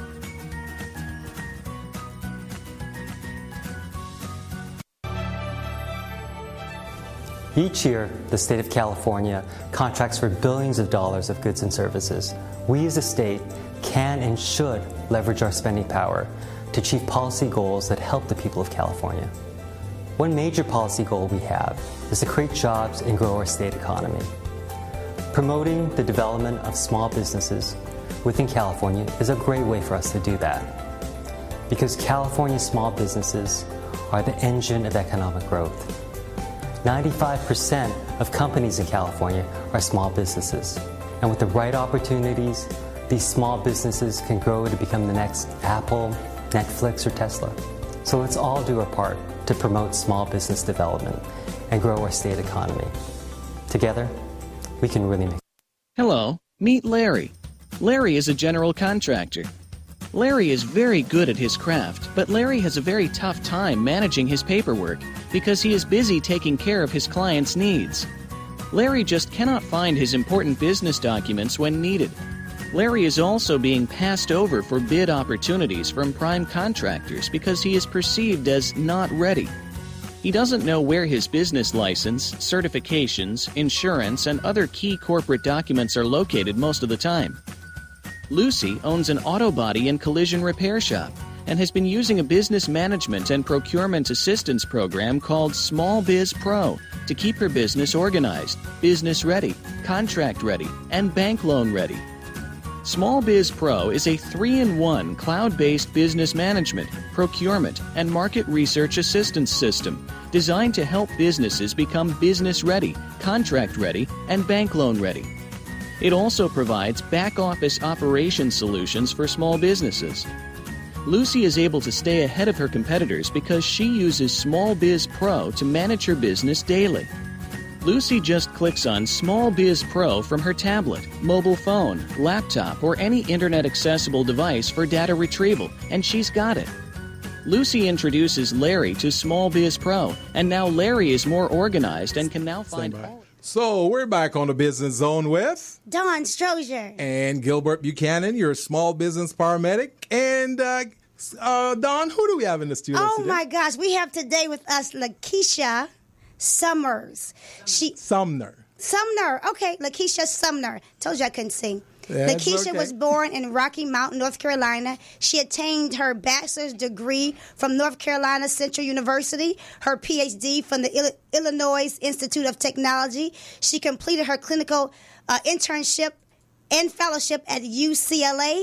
She is, she is licensed. She is a licensed clinical psychologist with a board certification in clinical health psychology. She is the president of Psychology of Women for 12th Division. She's well qualified to be here, and I pretty much talk on any subject we throw at her, right? Oh, yeah. And It is a pleasure to have you with us today. Thank you so much for having me. Yes. Welcome, Dr. Sumner. Thank you. Welcome to the Business Zone. Thank you. It's so exciting. I love the energy in the room. Oh, yeah. Oh, yeah. That's There's what we Southern do. hospitality here. That's what we do for small business. We get them prepped and ready, and your being here today is wonderful. It's a great addition. We're looking forward to hearing from you and hearing how you've utilized your skills, your expertise to bring people and small businesses together to maximize their utilities. So tell us a little bit about Dr. Sumner. What would you like to know? Well, I'd like to know how you got started in this field. Yeah. Why do you choose this field? Yeah. Yes. I think there are a confluence of factors. I had a loved one affected by mental illness in the family, but also there was some social issues. I was really questioning some of the behaviors that we have in society that lead to inequities, and specifically inequities in health, like discrimination, for example. As you know, there are a lot of health disparities. And what explains some of those disparities and how we live our lives and in our health. So I think that was a large part of it. That's amazing. And from there, I've just gone in so many different directions. Wow. It's just been a real fun ride. So I got so happy many to be questions here. I want to ask you. And as you mentioned what you just said, something just clicked in my head. I don't know if you know this, but I'm going to ask anyway, and perhaps you can shine some light on it. Sure. So when I go to the doctors, instead of them spending, 20 minutes or so with me trying to diagnose or trying to figure out my issue, they walked in 1 minute and they're out. Why do they do that? Is that like a part of their operating procedure? Is that something that they plan? What's going on there? Doctors, physicians, all healthcare providers are under increased pressure to do so much in a very short period of time. That's true. I mean, the productivity, the billing, the notes, the record keeping. It's just they're crunched for time, and they have to see so many people. But it's not, if they're just walking in like that and walking out, that's not a good sign. That's what I thought too. You need to feel heard, and you need to be prepared for your visit, and they need to be prepared to see you. Right. So very small, tangible things they can do to actually improve communication. Sitting down in the chair when they walk in to talk to you, for example, as opposed to just standing up and talking to you. Right. And that'll make you feel more comfortable. Absolutely. Yeah, my doctor does that. Absolutely. I mean, small little things. And just taking the time to connect with you and hear your story. How can they really give you a diagnosis unless they fully understand what your symptoms are and how the symptoms are affecting you? Because when I went in there, because I wanted to do a colonoscopy.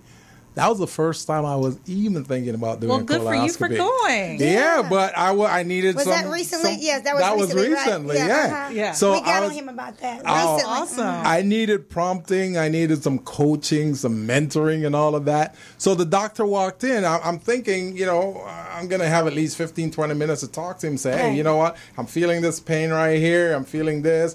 I'm having this type of thing. What is causing that? No, none of that. Just walked in. Oh, so colonoscopy, okay. All right, you show up on this date at this time. Wait, I'm not done yet. And he was out of the room. Yeah. And I felt so cheated. I have the same experience. I don't like going to the doctor. Yeah. I have the same experience. I feel like I have to go in there knowing everything because I don't feel like they're giving me a good enough evaluation, and I have to be ready to shoot off some stuff at them so they know that I kind of know a little bit about what I'm talking about, so they can stop and pay me some attention. Right. This isn't fair. So, for talking about health disparities, congratulations on preventive measures. Right. We know that Thank certainly you. contributes to some of the disparities and the early mortality that we see in some diseases and illnesses. Right. the way we approach healthcare now has changed. Yes. When I was growing up, you didn't question a physician. Right, no. They came in with a white coat. Right. They told you what the problem was. You could barely talk, and you just did whatever they told you to do. But now we're really looking for patients to be more engaged in their health care. We want a collaboration, not some authoritarian kind of approach. Right. And so this goes into preparing for your visit.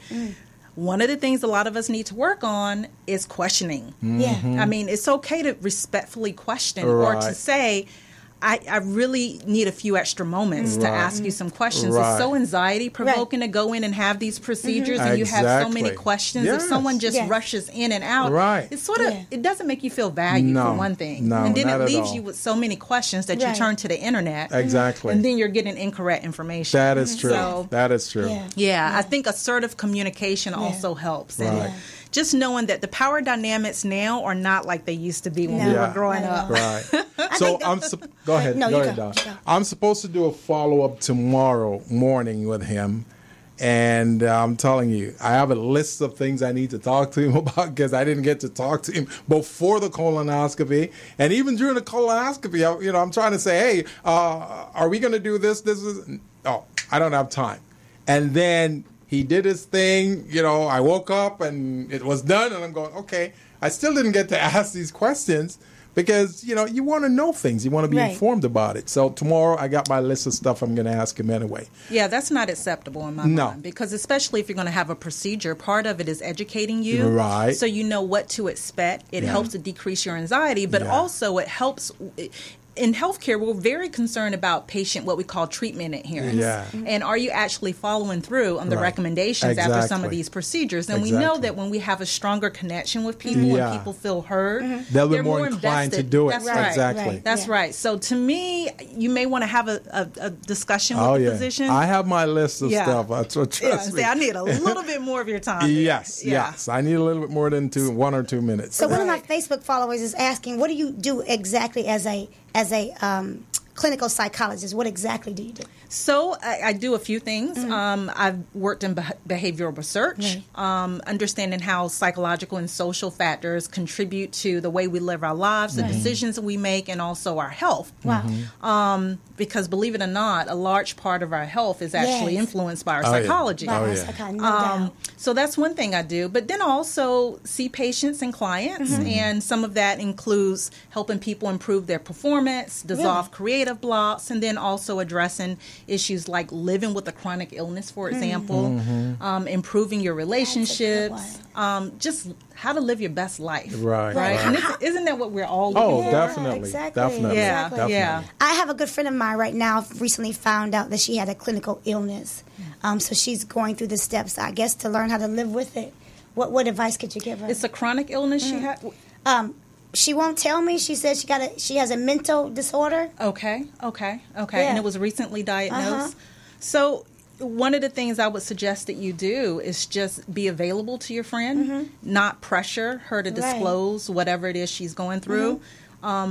Because unfortunately, in a lot of communities, mental illness is stigmatized. I had someone telling me recently that he had a sister with a mental illness, and he noticed when he would disclose that to people that he was dating, it's like they would pull away from him. And he said, I'm going to have to be a little bit more guarded about that. Like, I have no shame or stigma about it, but people treat me differently. So that stigma is so profound, and unfortunately, it keeps a lot of people from seeking the help. And treatment is available, and for most people, is really effective. So just when being available. When she told me, she said, I don't really want to talk much about it because I really didn't want to tell you because I don't want to be treated differently. But because you're my friend, I want you to know. And I'm looking at her like, I can't tell. I don't think anything's wrong. She said, yeah. So, and the sad part is she's afraid now that she knows. She's afraid that she's going to start to decline socially. And, she's going to start acting into it, playing into what she was told. So she's a little nervous about that. Like a self-fulfilling prophecy, like she'll act as though... when you don't know that you have cancer, then you're just living life. But when you find out I'm in stage 3, you acting like you got stage 3. Right. And then from that moment on, my friends are dying. Yeah. And I said, well, I wish he was never diagnosed. A friend of mine died a couple months after finding out he was stage 3, kind of advanced into stage 4. Oh, wow. So the same thing with her. She's afraid that now that she knows she has a mental illness, that she doesn't start playing into that. I think we go through a process of grief and adaptation when we're given any diagnosis. Yes. It forces us to reevaluate our assumptions about life, our beliefs about ourselves, our priority. You just go into this space of reevaluating everything in your life. And what are you really about? What do you really want? And for some people, it's a grievance process that they go through. Yes. You know, they may feel like they're losing a part of themselves or a part of their lives. And how do I have to reorder my life? A lot of people, especially when they have a medical illness, dynamics in families and relationships change. So now, and especially as she works in the industry with kids, she's a teacher. Does she have to tell them, you think? No. Oh, great. No, I mean, it's you know, I think it is what you want to share. Right. And most of us are pretty, selective about how we disclose personal information like that. But again, I think the key is getting good treatment, because just because you have a mental illness doesn't mean that your life is over, that you're not going to have a good... There are people with serious mental illness, and you would never know. You would never know, because they're living wonderful lives, very high functioning, fully employed, and as long as they're in good treatment and they're adhering to their treatment, living and it's just recently that we life. Start finding out some of these actors are starting to be so kind glad of they're speaking out about that. Yes, Spade, who recently died. Kate Spade. They believe it was suicidal. She was suffering from depression. What was it? Bipolar. Yeah, she was. Yeah, she was suffering from depression and she was diagnosed bipolar disorder. Yeah. Yeah, it's Tina Turner amazing. with it for years. Recently died by suicide. About almost 1 million people per year. About 800,000 people globally are dying by suicide per year. So it's a public health concern, and it's very serious. Wow. And it's amazing that you mentioned that right now, because in the entrepreneurial field, these things are carrying over. And I've observed this because I've done organizational behavior and studies of small businesses, employees, staff, and how they relate to each other when certain things are announced. And it's amazing what you just said, because some entrepreneurs, they'll say certain things to their customers or clients, and the clients react a certain way. And then they're going, wow, I wish I never said that, but it's too late. It's like you can't unring a bell. Right. So they've said certain things, and now the clients are pulling back from them. They're wondering why they're not getting a call back, why this client is not engaging with them. But it's primarily because of these types of things and the behavioral psychology about the whole thing. Right. So, I'd like you to speak a little about that, because that's your department. That's what you do. Yeah. How can a small business or an entrepreneur deal with organizational behavior in a way where it doesn't affect them or create a severe impact on them by divulging too much to a client or a colleague or something to that effect? I think it's really important for small businesses to have clarity about the mission of their business, as well as the values of the organization. And then to periodically reevaluate themselves to see if upper leadership is actually walking the walk. Because we know that leadership sets the tone for everything. Absolutely. And if you're creating a space where people feel that they have high morale, that there's good communication, then there's like a checks and balances, right? And you're also getting a lot more performance out of people. We know that when people are unhappy, low morale, and just really stressed out, you're going to have lower performance. So I think the first thing is just really having clarity on what are the values and whose responsibility. Certainly is everyone's responsibility, but are we as upper management, are we walking the walk with that? That's important. And one other thing, we were talking in our previous show about human resources, and many of us as employees, we value human resources a lot, because if an issue comes up, they say, oh, come on in, talk to us, we'll listen, we'll help you. And then people will come in and talk about something like this, a mental illness or something to that effect. And all of a sudden, you're pigeonholed. You know, they start using it against you. Yeah, because we find out that the human resources is not necessarily on the employee side. They're not on the employee side. side. They are. So Right. Human resources they work for the company. Yeah, Right? exactly. Their client. Exactly. So you have to always remember that. Right. With that said, some of the larger companies have some pretty good wellness programs. Right. So if you're going through a major transition in your life, if you're proactive and reach out to the wellness or employee programs, they're pretty good about working with you, and they can actually come and advocate for you. Right. I've known people to go through divorces, for example, and their performance is a little bit lower than expected, and because they were proactive, they had someone to advocate for them. But I completely agree with the two of you. As much as I think human resources is incredibly beneficial, you're not their client. No. The client is the company. No. So then the employee they don't feel good about talking to anyone at work. Exactly. Right. Because the thing about it is, now HR is thinking, okay, how can we save our client money?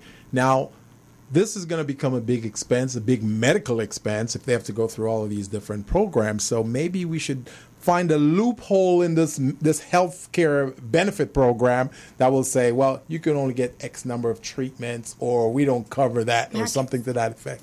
And it's just atrocious. That's a short-sighted vision for the company. Yes. Oh, yes. Because companies who invest in their employees, they increase morale. People feel more loyal to those companies. Yes. So, and it's cheaper long term. So Vaughn Corporations is a great example of how they do things for their employees. For 5 years, I've been going to Vaughn's and teaching health and wellness. I do a Zumba class. Vaughn's, V-O-N-S. The supermarket? The supermarket. Oh, okay. I go to Calabasas Monday, Wednesday, and Friday, and the company pays for me to do a Zumba class at lunch. Oh, fun. I do it from a Zumba class or a kickboxing class or a yoga class. They pay for me to sit down and do meal plans for a client. I met a client who worked for the company that had some mental illness, and they were using me not as a psychologist, but sometimes people just need somebody to talk to. That's right. And I kind of changed their diet so that they wouldn't crash in the afternoon, and it kind of helped. But they're getting smarter. They even had someone come in and give massages during the work, 30-minute massages during the work time. So I think they're a great example of really helping their employees. Yeah. And speaking of nutrition, we know nutrition is so important in our mental health. Yes. We overlook that, but absolutely important. People ask me why do I eat the same thing every day, because I love the way I feel when I eat a certain way. I know where my energy level is going to come from. I don't crash. I'm always at a high, and people ask me, what are you on? I was dating this guy. He was like, are you going to ever come down? I was like, no, not just yet. He said, I'm trying to wind down, and you're just getting started. It's like 7 o'clock. I was like, but I just got up 7. And I was going to the gym at 7 o'clock. He's like, most people are going home to go to sleep. So anyway. That sounds like an awesome company culture. They're investing in their employee wellness. Helping them to manage stress and take care of their health. Right. So, Dr. Sumner, tell our audience, there might be things that we haven't asked you yet that you really want to share with our audience based on your years of experience, the things you've been involved in terms of behavioral psychology or psychiatry. Is there something you'd like to share? Yeah, I really want to have people reconsider their habits as it relates to sleep, because so many Americans are getting insufficient amount of sleep. Who brought you here today? I'm guilty. We were just talking about I don't sleep. Especially in the business world, right? Yeah. Because performance is key. Yeah. And you have to be on. If you're a small business owner, my goodness, you never have a day off. Never. Basically. It's speaking to us. Speaking to us. So, I'm guilty. I get like 3 hours of sleep every day. So whoa, yeah, that's not good. No, that's not sustainable. That's pretty much. And I meet so many people saying that 3 hours. 3 hours, I'm a little concerned. Yes. When I hear 4 or 5, I'm like, oh. Yeah. Three is not good. Lately, it's been 3. In past few days, it's been maybe 1. Wow. Because I'm out there driving too, and I'm falling asleep while I'm driving. It's like drunk driving. Yeah, exactly. I fell asleep on the bridge on the 605. Yeah. The bridge going over. I fell asleep. Fell asleep? Fell asleep. And the interesting thing is I jumped up And I just start praising God. Oh, my because Lord. I said either I'm going to go over or I'm going to cause a crash. So I pulled over and I was just like, what am I doing? This was last night. It's not uncommon, actually. Yeah. But the Americans are definitely sleep deprived. And what we don't know is that, I mean, it's like what you said, your reaction time, your ability to problem solve, your ability to pay attention. Yeah. It's all compromised. Weight gain, diabetes. I went to the doctor. I went to the doctor, Dr. Sumner, and I went to the doctor because this is hilarious.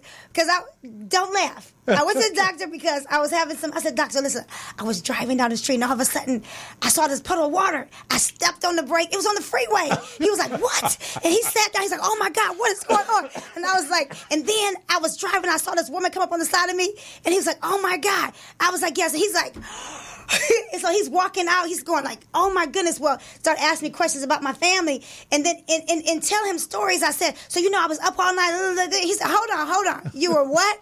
I said, "I was up all night. I was up, 2 nights straight." He goes, "Don, you probably need some sleep. You're hallucinating because you're tired." I said, "My eyes is bad. Right. You're seeing things." So I was like, but he played into, "Omar, you okay?" It's hilarious. He said, "Get some sleep. Sleep, sweetheart. Yeah, Sleep. yeah. You can't see. First thing that goes your vision when you're not getting enough sleep." So, I really want people to reconsider their sleep habits. And then, we're on the phone. Yeah. Hours. We're on social media. We're on the iPad. Hours. And that's disrupting our sleep. Sometimes the lighting in your workplace. Yes. The lighting on the thing is not good, right? Right. That's not really good. At night. So we recommend that you keep it out of your bedroom. Really? Yeah. What about the TV light? Try to turn it off. What about people who can't go to sleep without the television? What do you think about that? Can you go to another room and watch TV? I didn't say it was me, doctor. Doctor, it is me. Okay, so I sleep alone. You want to try to reserve your sleep, your room, Right. for You're right. sleep, Yes. and sex. No sex. Okay, Need a husband. one or the other. Yeah, I get it. Right, you want to keep it so you start to associate that room with relaxation and not getting wound up and doing work and watching, something on television that's going to I think you came here up. for us today. Yes, you did come here So for us. I think sleep is one of the most overlooked aspects of our health. Mm-hmm. That's why I asked you, Doctor. I said, is there anything you want to share with us that we haven't asked you yet? And see, I'm just the opposite. I love my sleep. I need Really? 7 How to many 8 hours. you get I need 8 7 to hours of 8 sleep? hours. Wow, you get 8 hours? Yeah, Wow. I need it. I give you credit. Yeah. Mike, I get up early and I go to sleep late. My excuse is that I'm nosy. I feel like I'm missing something. So that's my reason. But you know what? There's a lot of variation in how much people need, right? Yeah. Depending on their developmental stage and all kinds of factors, influence how much we need. But for most of us, we need more than 3 or 4 hours. Right.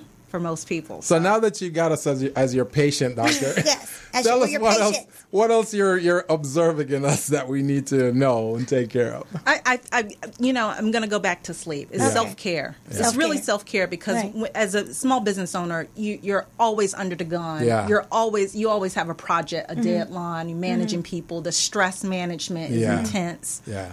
Just the self-care. Yeah. Getting paid from the client on time. They don't pay us until 90 days or 120 days. And I'm surprised with the lack of sleep that we ain't snapped on somebody. Right. But because I'm managing my food well, George is keeping me a little settled. But Doctor, we definitely gonna have to have you back, more regularly. Yeah. I'm happy to come so back. you can assess us. And, are you working on any projects right now? Do you have a book coming out? Do you have any seminars that you're doing? I just finished a piece on suicide and helping people through bereavement in light of everything that's been going on with prevention and suicide and suicide in recent headlines. So on your piece about suicide, tell us what you found. Give us a little understanding of what you found. One of the things that I've heard from so many patients when they're in grief from suicide losses, people don't know how to respond to them. People feel so uncomfortable with the very idea of talking about suicide that well-meaning people can sometimes approach it in a way that feels very painful for them. So the piece is basically talking about how can you be of support with someone who's going through loss of suicide. Right. And how does their grief differ, if it differs at all, from someone who died from another method? Right. Why do you think there's so much suicide happening now? I dated a young man, this was years ago. Dated a young man, and the very next day he blew his head off. What? But we only went on one date. A friend of mine introduced us, said, "I think you guys would be great together." We met and had some coffee. We sat and talked for hours, and I thought he was a happy person. He seemed to be happy. He seemed to have. He had a true, direction he was going in. He had a plan for his life. He seemed to have a good job. I thought I was sitting in front of somebody that was just really enjoying where he was. And he took a rifle, and where did he get the rifle? And blew himself on the couch and blew his head off. Wow. I was done. A lot of people don't know that having a gun in the home actually is fairly lethal for people using it on themselves, right? So that convenience makes it easy if you make it makes it a little bit easier. But we know that people die by suicide for so many different reasons. I don't think it's a singular reason, but there are certainly psychological reasons. Sometimes people may have an addiction that increases their risk, or a mental illness. But there are also some social reasons and even policy. They found in the United States, for at least in some other places, that some of the social programs, when they started to cut some of these social programs, they saw an increase in suicide. Wow. So policy actually affects life stress, discrimination. About that. It does. And we know, for example, among young African American kids, the rate is actually rising. And we never really thought this was a problem in our community, but we really have to reconsider that now. There are also some possible genetic and biological factors that contribute to suicide. So one of the things when I'm talking to people, and they're grieving the loss by suicide, they just go through a range of emotions. They feel shame, they feel blame, they overestimate how much responsibility they had. Like, how could I have not known? We blame ourselves for that. Like, what did I miss? And you review over and over again in your mind. And how do you help them to heal? How do you help them to figure out that it's not? You give them the information, you give them the science. And that really helps people to take some of the blame. Because especially if there wasn't a note, if it was unexpected, they're thinking, what happened? But some of these biological factors actually contribute to impulsive behaviors. Right. And there are some genetic factors that contribute to suicidal behaviors as well. So some of this is not all about, social issues or psychological issues. But sometimes... Do you think the workplace can play a big role in somebody hating work? And they just... if you're vulnerable, some of these, incivility in the workplace is just horrendous. This workplace bullying. Bullying, exactly. I was just going to say that. It is just absolutely horrendous. And and it has become you're stuck because you got bills. You can't just quit. You have You may bills. not get hired, so you're sitting there miserable. And no human resources to help you. And it has become more rampant since January 2017. People are really showing, who they are right now, right? I think whoever you are is coming to the surface. It's like the sediments are rising right now, and so we're all feeling the sting of that. So now, are we able to read this piece that you just read? Oh, absolutely. So where can Is it launched already? It will be launched on Monday. Okay, and where can our viewers find it? It will be on a website called The Conversation. The Conversation. Let me write that down. The Conversation. It's called The Conversation. And we'll send you a copy of it. Absolutely. But how to help someone when they're grieving loss by suicide. Oh, that's amazing. How to help someone who's grieving loss by suicide. And if we can share that on our program, we'll be happy to do that too. Because, people, like we said earlier in marketing, people got to hear things at least 7 times before they respond to it. That's right. So the more we talk about it, the more people will be inclined to listen and pay attention. And we would love to know how we can help in our own businesses, just create that environment you talked about where people are free to share and feel good about coming. So if they're experiencing anything, they need to talk. We want to know how to create that kind of environment. And what you just said about the gentleman you met, like you couldn't look at him and tell. No, could not tell. I mean, in some of these public figures, you think they're like on top of the Anthony world. Bourdain. So, Anthony Bourdain. I mean, he has this great hit show. You couldn't tell. He appears to have purpose in life and all of this, and it's just shocking. Unbelievable. And you mentioned something else you wrote. Something else. You said suicide, and it was something else. Something else. I'm working on another piece. piece on workplace incivility from a personal Awesome. experience I had. Awesome. And so Well, you gotta come I'll back be and sure talk to about come you back got and to talk come about back. that as well. I can't Yeah. wait to hear that Yeah. one, because Yeah. that one, I think that's going Yes. to be a super hit. Yeah. And yeah, that's going to, because that's happening around us right now, every day. And people are don't under know how to so deal with much that. stress. Yeah, people don't and know how it's to just deal with sort it. of, they can't contain Yeah. themselves, Yeah. and they're under In so the much workplace, pressure. as entrepreneurs trying to look the part. And Yeah, yeah. Yeah, and Make the impression money. management is sometimes everything in some of these Right. positions. Yeah. So Yeah. So let me ask you this, because I'm a research nerd. I love to do research. So Urgent. I'm sure you've done a lot of research on this. So how did you collect some of your data on the workplace incivility? So yeah, I went and reviewed a lot of the research from industrial and organizational psychology and read what they had to say. I reviewed the research from some of the big business researchers in business programs. Yeah. They've written a lot about this, but also how cultural organizations can promote this Yes. unwittingly. yes. Because sometimes people in leadership positions, they permit and they allow this behavior. Right. They may feel it's beneath them to address that kind of low-level Right. stuff. They may just not want to use their time that way. Sometimes they may not have the low level stuff is interesting. you can't be conflict avoidant as a leader. Right. Right, Yeah. and some leaders are conflict avoidant. Right. Like I don't want to deal with this. I don't want Yeah. anyone upset with Yeah. me. Yeah. And so And by some doing of them so, are creators of it. that's right. And so they're permitting and they're allowing this behavior. Yeah. And we know when it starts off small, it Yeah. escalates, Oh, right? for sure. Right. And For sure. sometimes even to what they call in the UK mobbing, which is basically bullying. Yeah. Yeah.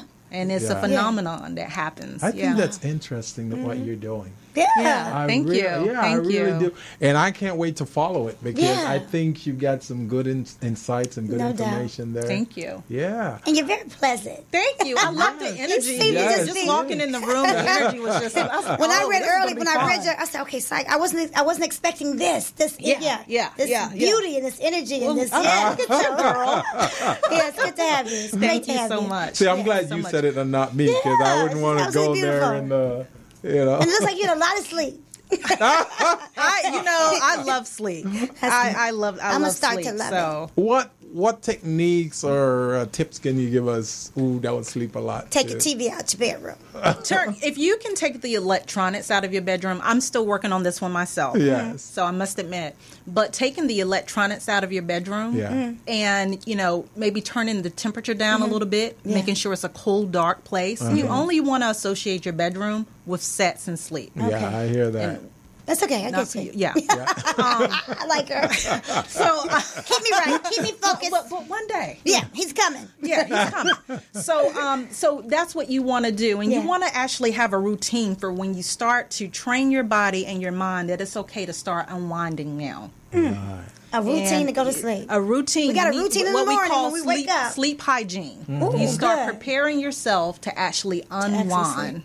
Unwind. Let me see Yeah, the question really and quick. relax. I agree with that, and you know why? Because I notice around about 7 o'clock, 8 o'clock at night, I start falling asleep because I didn't get to sleep the night before, because I stayed up until 6:30 in the morning So or are whatever. you consuming caffeine? No, and caffeine doesn't affect Do you have me at all. caffeine? I'm not It doesn't caffeine. affect I have caffeine. Oh, you do? I do. You have Okay. to have it.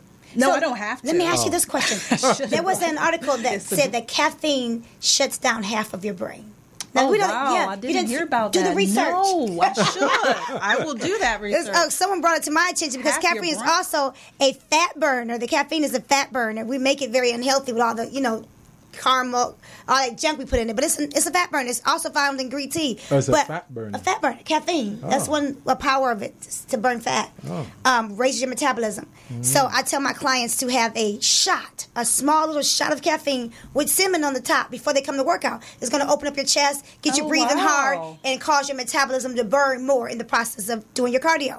One of my clients said, "Did you know that caffeine, it numbs half of your brain when you take it, which affects your ability to do a lot of decision-making process." I said, okay, with a little bit you take it, ain't going to do nothing. But yes, that's what she told me. Incredible. I do know that research has shown that after 4 p.m., most of us have decision fatigue. Oh, yeah. We don't make good I read decisions that. after about 4 All p.m. of our decisions should be in the morning. And I read that we should stop what's his name? Who? Who died? Who owned Stephen Jobs? Oh, Jobs. Steve Jobs. Jobs. I'm so sorry. Jobs. He always wore the same stuff all the time, Yeah, right? black. And a lot of professionals, millionaires wear the same thing because they want less decisions in the morning. Oh. They That's can right. save their brain power to make Obama decisions. used So to do people the ask same me, why are you thing. wearing all black? See, I'm hanging with the best stuff. Decision fatigue. One thing I Right. don't have to make. Just Yeah. everything's black. Right. Just wake up all black. And if you think about all the decisions we have to make throughout the Yeah. day, Yeah. we just become like so fatigued and Exactly. oversaturated Right. with all of these decisions and all of this stimulation. It's Right. exhausting. And I think we're good for like 9 good decisions in the morning. After that, it's a decline Yeah. from Yeah, I there. think Yeah. it's So about when you can 7. eliminate, Yeah. everything, have a routine in the morning, the same coffee, same that stuff you don't have to think about, same way to work, and then you can save your brain for those important decisions, like should I go out with him or him? No, you know That's what I mean? right. That's No, right. That's why a lot of effective leaders, though, they try to bring people on their team that can be autonomous. They can make those decisions instead of them having. I know me on my team, I want people who can make decisions so I don't have to make them. Because, like, for example, my website guy, just make that decision. Right. Go ahead and do it. Right, right. I'm going to look at it. I'm going to look at the optics, the functionality, and then once it's in order, go for it. But I don't want to have to do that, You don't too. want to micromanage. No. Oh, no. no. So I was just asked on Facebook, do you have any suggestions for someone who doesn't like their work environment, that is suffering from some mental illness, really doesn't have anyone to share? What can you suggest they do? I actually wrote a piece on this a long time ago Great too. question. Where can they find that? I'll send it to you. Okay. So We'll post it. What happens when you're when you're in a hostile environment and you're under tremendous stress? It erodes at you. It wears on Yeah. you over a period of time. It does. And speaking about sleep, Yeah. you're not sleeping very good because No. you're up You're under so thinking much about it. stress. You're restless. Yeah. Your mind is just restless all the time. Yeah. And then when you're not sleeping, you're not taking good care of yourself because Right. you're going to make more unhealthy food Right. choices. Right. You're going to become more right. sedentary. So this is a downward spiral. Right. And then you can possibly become depressed and susceptible to a host of problems, Yeah. medical problems. So one of the things, I wonder if that person can be transferred to a different department. Yeah. It really depends on the relationship they have with their supervisor. Some supervisors will welcome that kind of feedback and be Right. very supportive and take silent measures to try to improve the environment and set the tone. Right. But some supervisors can be very punitive. Right. Like they'll tell you the Yeah. right thing to do, Yeah. but then there's some silent pressure and Yeah. some undermining that Right. might go on. So it really depends on the relationship they have with the supervisor. And if it's not a good relationship, they may want to quietly develop a plan and exit strategy. Are Because there any support groups outside of work maybe they can get involved they with? can find a therapist.